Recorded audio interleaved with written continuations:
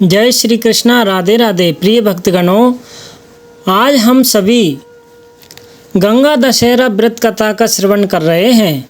अगर आप यह पवित्र मनोवांछित फल देने वाली कथा, सभी कष्टों को हरने वाली व्रत कथा का श्रवण कर रहे हैं तो कथा को पूरा और आखिरी तक ध्यान से सुने।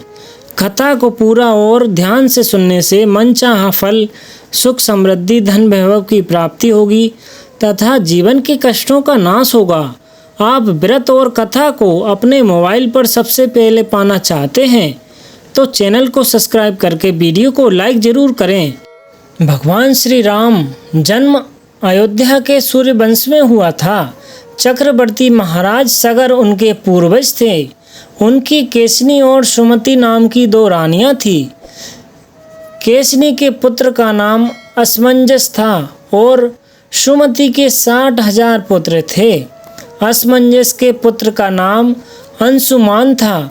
राजा सगर के असमंजस सहित सभी पुत्र अत्यंत उद्दंड और दुष्ट प्रवृत्ति के थे, परंतु पौत्र अंशुमान धार्मिक और देव गुरु पूजक था। पुत्रों से दुखी होकर महाराज सगर ने असमंजस को देश से निकाल दिया और अंशुमान को अपना उत्तराधिकारी बनाया। सगर के अन्य 60,000 पुत्रों से देवता भी दुखी रहते थे। एक बार महाराज सगर ने अश्वमेघ यज्ञ का अनुष्ठान किया और उनके लिए घोड़ा छोड़ा।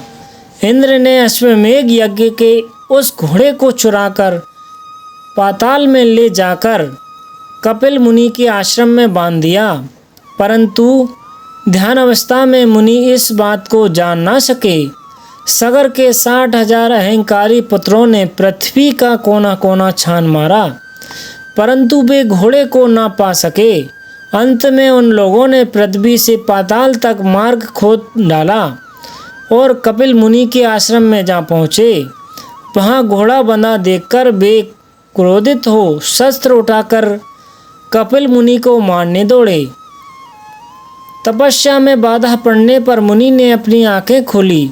उनके तेज से सगर के 60,000 उद्दंड पुत्र तत्काल भस्म हो गए।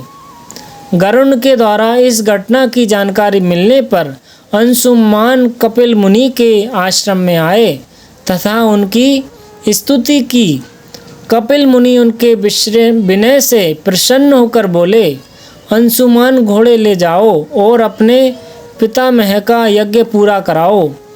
ये सगर पुत्र उद्दंड, अहंकारी और अधार्मिक थे। इनकी मुक्ति तभी हो सकती है जब गंगा जल से इनकी राख का स्पर्श हो। अंशुमान ने घोड़ा ले जाकर अपने पितामह महाराज सगर का यज्ञ पूरा कराया। महाराज सगर के बाद अंशुमान राजा बने, परंतु उन्हें अपने चाचाओं की मुक्ति की चिंता बनी रही। कुछ समय बाद अपने पुत्र दिलीप को राज्य का कार्यभार सौंपकर वे वन में चले गए तथा गंगा जी को स्वर्ग से पृथ्वी पर लाने के लिए तपस्या करने लगे और तत्पश्चात तपस्या में ही उनका शरीरांत भी हो गया।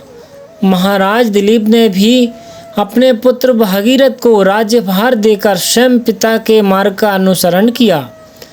उनका भी तपस्या में ही शरीरांत हो गया, परंतु वे भी गंगा जी को पृथ्वी पर न ला जा सके। महाराज दिलीप के बाद भागीरथ ने ब्रह्मा जी की घोर तपस्या की। अंत में 3 पीढ़ियों की इस तपस्या से प्रसन्न हो पितामह ब्रह्मा ने भागीरथ को दर्शन देकर वर मांगने को कहा। भागीरथ ने कहा, हे पितामह, मेरे 60,000 पूर्वज कपिल मुनि के श्राप से भस्म हो गए हैं। उनकी मुक्ति के लिए आप गंगा जी को पृथ्वी पर भेजने की कृपा करें। ब्रह्मा जी ने कहा, मैं गंगा जी को पृथ्वी लोक पर भेज तो अवश्य दूंगा, परंतु उनके वेग को कौन रोकेगा। इसके लिए तुम्हें देवादिदेव भगवान शंकर की आराधना करनी चाहिए। भागीरथ एक पैर पर खड़े होकर भगवान शंकर की आराधना शुरू कर दी। उनकी तपस्या से प्रसन्न होकर भगवान शिव ने गंगा जी को अपनी जटाओं में रोक लिया और उनमें से एक जटा को पृथ्वी की ओर छोड़ दिया। इस प्रकार गंगा जी की ओर चली पृथ्वी की धारा। अब आगे आगे राजा भागीरथ का रथ और पीछे पीछे गंगा जी। मार्ग में जहू ऋषि का आश्रम पड़ा। गंगा जी उनके कमंडलू दंड आदि बहाते हुए जाने लगी। यह देख ऋषि ने उन्हें भी पी लिया। कुछ दूर जाने पर भागीरथ ने पीछे मुड़कर देखा तो गंगा जी को ना देख वे ऋषि के आश्रम पर आकर उनकी वंदना करने लगे।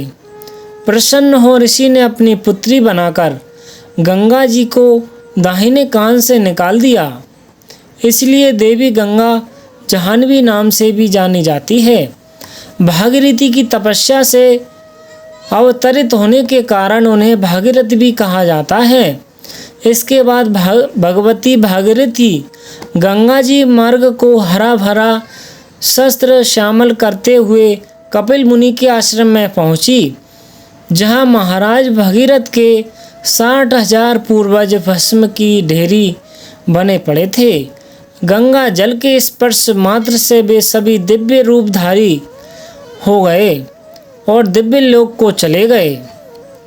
प्रिय भक्तगणों, उम्मीद है आप सभी को यह कथा पसंद आई होगी।